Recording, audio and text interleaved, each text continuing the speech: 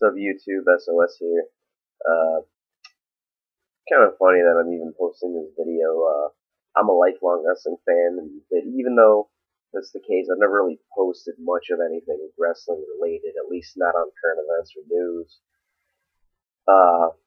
Probably for the most part because as I got older and became an adult, around 2004, I kind of lost interest in wrestling. But my interest was kind of reestablished in mid to late 2010. I started getting back into it, even though I generally hate the direction of the industry at this point. There were a lot of reasons I started watching again. So I kind of wanted to do this review just because I felt really passionate about last night's WrestleMania 28 in Miami, and I just really did kind of feel the need to post something about this just to kind of, well, really just kind of to vent. Alright, well, first of all, I didn't really have really too much of a problem with the card or the order of the card. I'm kind of glad they did it the way they did. I really thought they would mess up the card. I really thought they would mess up the order, kind of like they did at Elimination Chamber. The match order was just terrible. The card was okay. The biggest problem I have is that the only really problem I have with the card was that the first match was Sheamus versus Daniel Bryan for the World Heavyweight Championship. And I won't lie, I think the biggest reason I'm posting this video is because of this match. I think it's kind of strange that nobody really seems to be angry about this. I'm angry about this. I understand Sheamus is a big face and Daniel Bryan's a big heel right now and blah blah blah. But you know, it's WrestleMania, right? It's called WrestleMania. It's supposed to be, you know, the biggest highlight of wrestling of the year. And Daniel Bryan is one of the best wrestlers in the company, and there's no doubt in my mind, and I think in a lot of the people's mind, that Daniel Bryan and Sheamus could have put on one of the best matches of the night, if not of the year. But instead, we just get one brogue kick, 1, 2, 3, it's over. A friend of mine and I are really big Daniel Bryan fans, and we were just sitting there, just soaking in the soaking in the laughs when Daniel Bryan was running down the ramp with his yes, and turns around to the other side of the crowd, yes, and getting ready for it, and they ring the bell, and Daniel Bryan turns and kisses AJ, and then he turns around and gets a brogue kick, 1, 2, 3, the match is over. Him and I were both just, I think, completely numb for about 30 seconds. Just couldn't feel anything. Like, just completely felt ripped off in the first match. And again, I don't understand it. Nobody seems to really care. It was one of the most, to me, it was the most gypped and screwed I've ever felt as a fan watching the WWE. I mean that. At least off the top of my head. I can't think of anything else that ever made me feel so screwed out of something that could have been so good. And as far as I'm concerned, alone, it almost ruined WrestleMania for me. But I'm not going to spend the whole video bitching about it because I do have other things to talk about, obviously. But in all honesty, really think about it. It could have been one of the best matches. And now, how exactly are they going to build Daniel Bryan's character back up? If he doesn't get another shot at the title, I'll be really, really upset because as far as I'm concerned, Sheamus is just, I mean, I can understand a lot of people don't like Daniel Bryan, but he's entertaining. And he's not the best mic guy, but he has some mic skills, which I think are better utilized when he's a babyface. But either way, he's a great wrestler. He's got an interesting gimmick. It's funny, even though the promo he did with AJ on SmackDown a couple weeks ago, oh my god, it was so terrible. But he really has a lot of talent. And as far as I'm concerned, Sheamus is just an Irish version of John Cena. He's just going to come out, say a bunch of generic shit, hype up the crowd by plugging the name of the show he's on and the title. Now he's got World Heavyweight Champion to add to it. So fucking boring. So now I'm just going to hate Sheamus just as a natural reaction after how they buried Daniel Bryan. But anyways, I guess I got that off my chest. So next, I guess we got, Kane and Orton, I think, was the next match. And, match was okay. I mean, it was alright. I'll just go ahead and say, Kane won, and that the biggest surprises came in the first matches. I did not expect Kane to win. I thought they were just building up Randy Orton for his usual, hey, I'm the face of SmackDown, and I'm gonna win this match and beat the heel, and blah blah. But they didn't do that. I'm glad it didn't end in another off the top rope move countered into an RKO for the fourth fucking year in a row. Ugh. But it was an okay match. I was into it. Nothing spectacular, but I think my standards are just of Attitude Era and pre-Attitude Era, back when wrestling was, back when we had like the Hearts, and just a lot of people that could wrestle really well. See, that's why I'm so pissed about the Daniel Bryan match. Daniel Bryan's one of the best, actually, true technical wrestlers in the company, and they just decided, instead of actually having a good match at WrestleMania, we'll just hand the belt to Sheamus, and that's bullshit. Alright, so anyways, Orton actually lost this match. He got chokeslammed off the second rope for the 1, 2, 3, so I'm curious to see if they go anywhere further with this rivalry. I kind of hope so, because I don't know, the rivalries today just don't really seem to be as important. Because what's going to happen out of that? I mean, this feud was kind of pushed in my eyes, anyways. But I mean, at least it was still a decent match. So then we had Cody Rhodes versus Big Show for the IC title.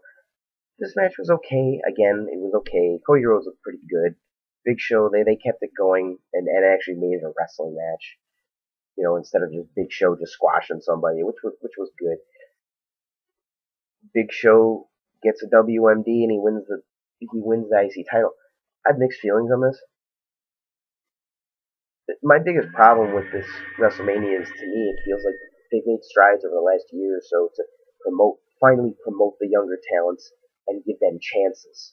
I mean, you look a while back, and we had on the same night we had Punk as the champion, we had Bryan as the world heavyweight champion, Zack Ryder as the U.S. champion.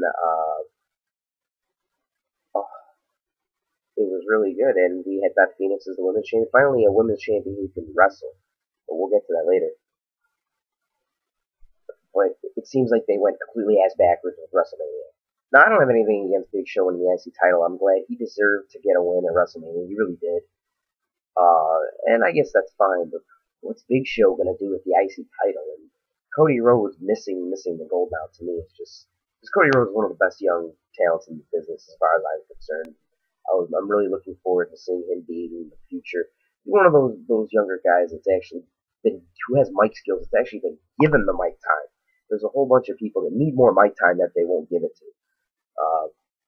But, so I mean, that was pretty much it. I'm curious to see where they go with it, and I do hope Cody Rhodes gets another IC title shot, though, because as far as I'm concerned, he deserves the title.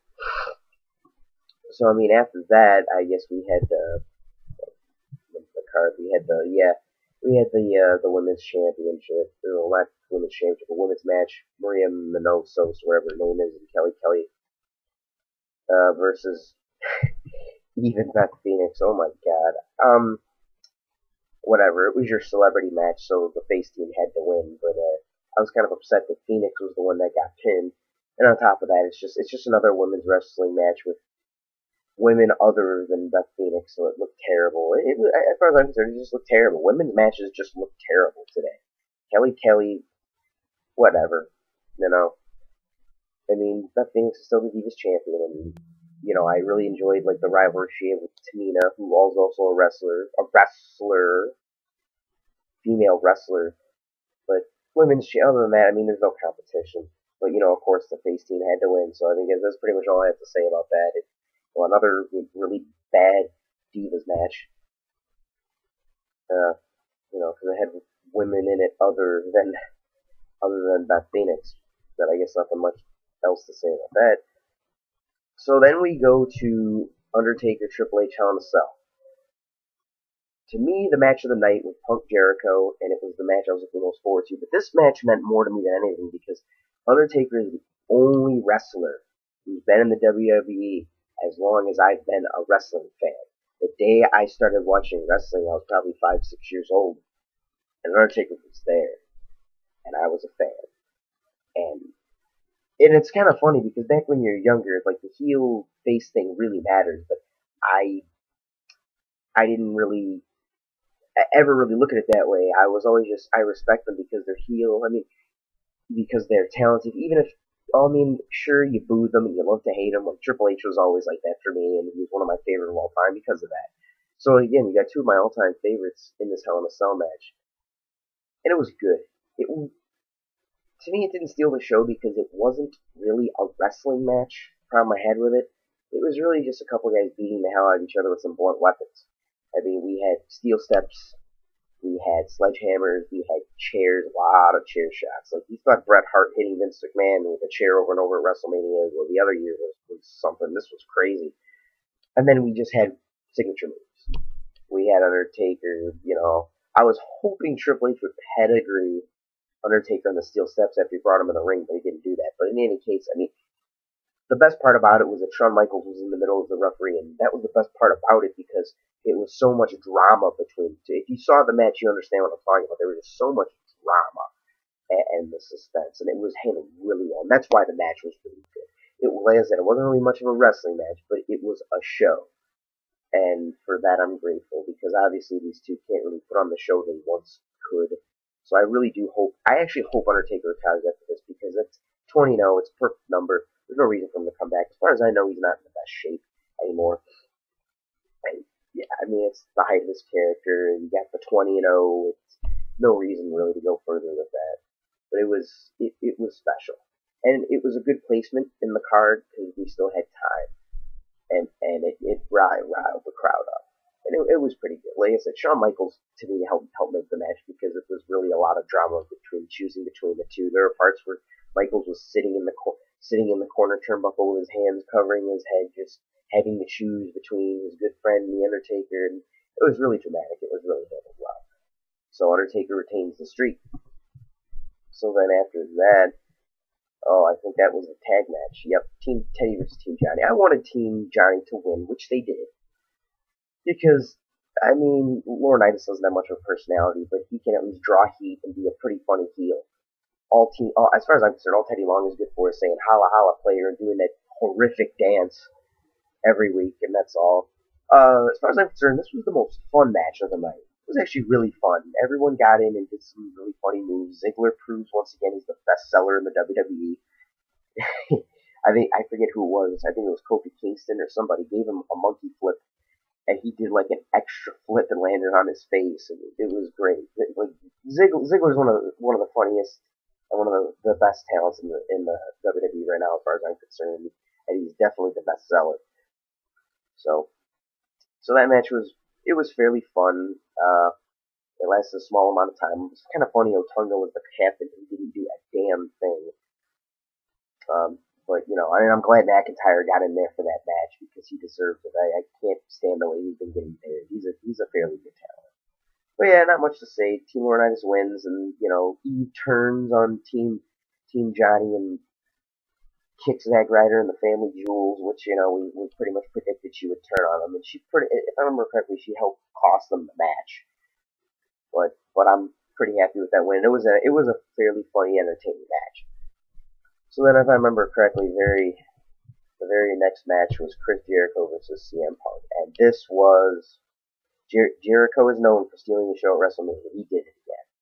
Say what you want about the Hell in a Cell match, but this was the match of the night. As far as being a pure wrestling match, this was the match of the night. And I'm a huge CM Punk fan, but I'm also a huge Jericho fan, so I was looking forward to this match so much because it was probably one of the most fitting rivalries ever in the history of the business. And I was cheering them both the whole match. It was a good technical wrestling match. There were some really good moves. I remember Jericho using the double arm into the backbreaker, and just a lot of fairly intricate moves in this match. And as big of a CM Punk fan as I am, I have to say Jericho proving he is the better wrestler, quite frankly. He used some really great moves. Punk did his usual swinging reversal neck breaker, except it looked a lot fancier. It was pretty funny. The match was really good. Not a whole lot much more to say. The end of the match was particularly interesting because really entertaining because the two kept reversing each other's signature move for a good few minutes, and that was really entertaining. CM Punk did his attempt to springboard off the top rope, and Jericho countered into a code breaker. That was extremely cool. The walls of Jericho kept getting countered. Punk trying to grab the ankle and reversed him into an anaconda vice. Jericho knees him to the back of the head to get out of it, and they keep reverting. It was just extremely entertaining to watch how it played out. But eventually, Punk gets the anaconda vice and gets the victory. I heard rumors that supposedly Jericho's staying in the WWE for a little while still after this. And I'll admit, I'm a big fan of the sportsman side of WrestleMania, where WrestleMania, a lot of people seem to break character and embrace each other after the match. And I was really hoping to see Punk and Jericho hug each other after this match. I just wanted to see that, but we didn't get it. I don't know if this rivalry is going to keep going. I guess it's a good thing if it does. They could do more, but I figured WrestleMania was just a passing of the torch, and that was pretty much it. That's pretty much what it was. So, final match of the night was Rock versus Cena. Mixed feelings on this. I'm a huge Rock fan, always was, and I'm another with the adult crowd where I just sick of Cena and sick of Orton, and Cena doesn't really have much skill. But I do think that this rivalry brought out a lot of the best in John Cena. I think the promos Rock and Cena had for the last month or so were really good. But for both of them. I think from mid 2011 on, Cena's actually shown the best side of himself. But anyways, they built up to this match, and even though I'm a big Rock fan, I really didn't care about this match as much as you think I would for the most part, because to me, it felt like a lose-lose. Rock's gonna win. What's gonna happen? He's gonna leave. I guess supposedly he's sticking around for a while. Cena wins. It's just, oh yay, Cena won another big match. What do you do? But they did a promo the Raw prior to WrestleMania, and to me they really put into good perspective why this match was so important. Cena needed to win to prove that he's the man in the company, and Rock needed to win this match because he's beaten the biggest star of the last two eras. He beat Hulk Hogan and he beat Stone Cold Steve Austin, and now he needs to beat John Cena. So he did. Frankly, even though I'm a really big basher of Cena's, he's had some good matches, and he has the ability to put on some good matches if he tries hard. This was not. I'm kind of insulted that a lot of fans seem to think it's such a great match. It wasn't.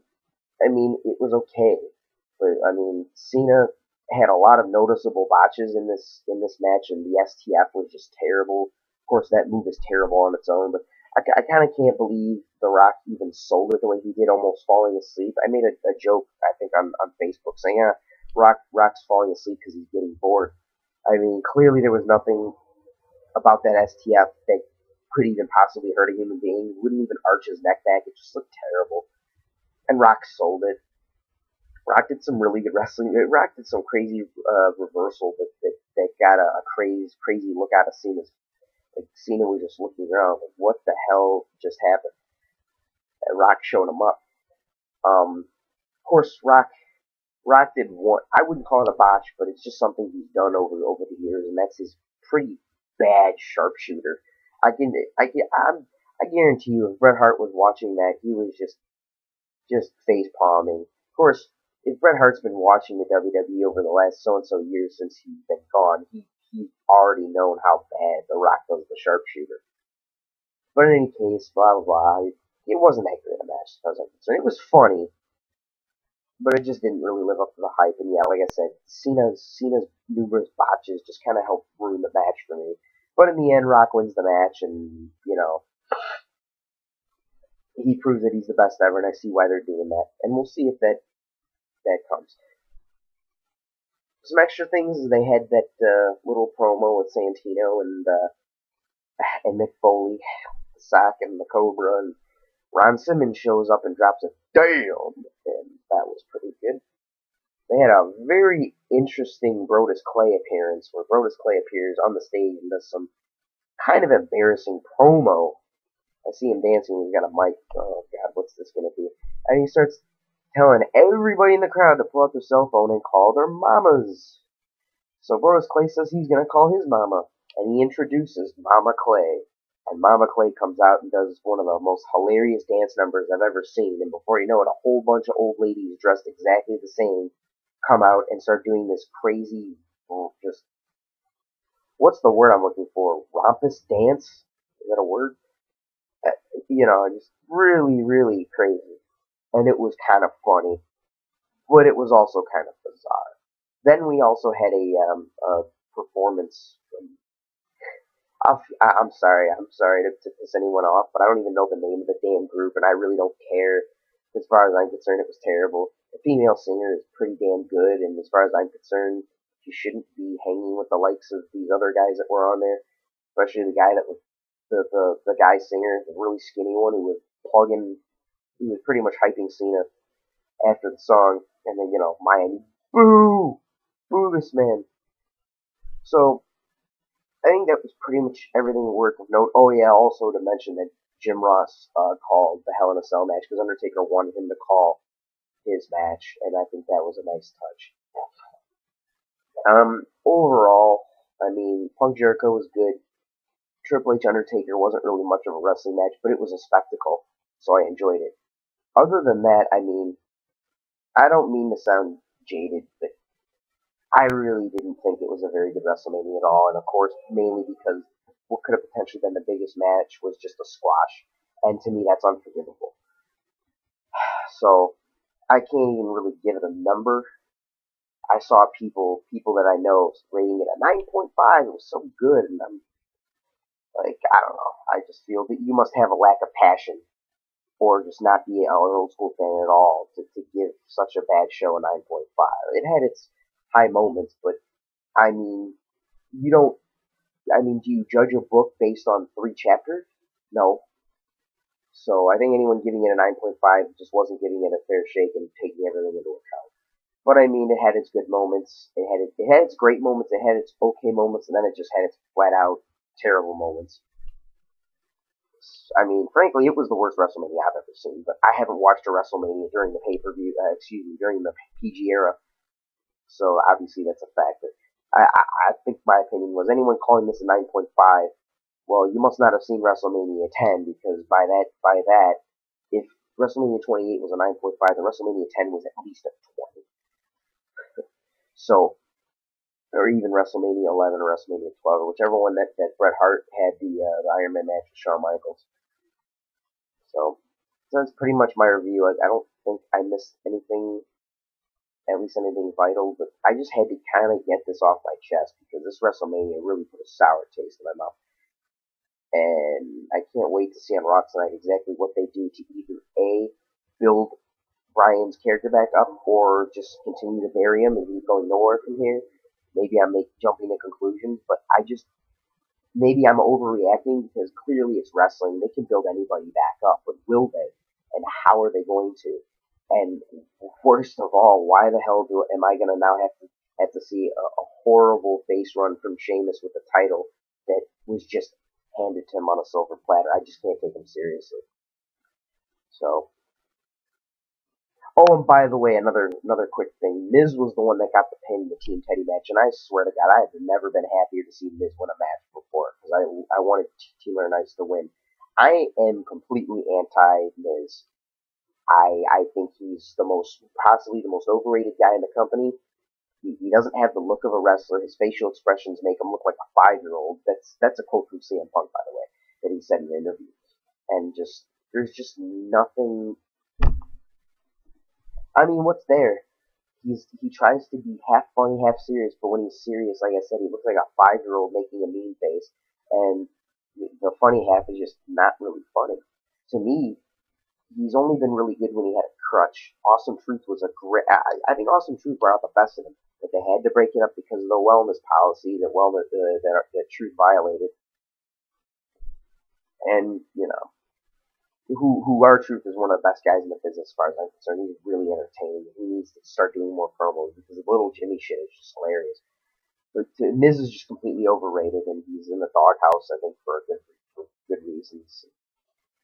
But I think that's pretty much it. I don't want to run over time, so yeah, it was blah. But that's pretty much my WrestleMania review, and I hope you understand where I'm coming from with this. Thank you.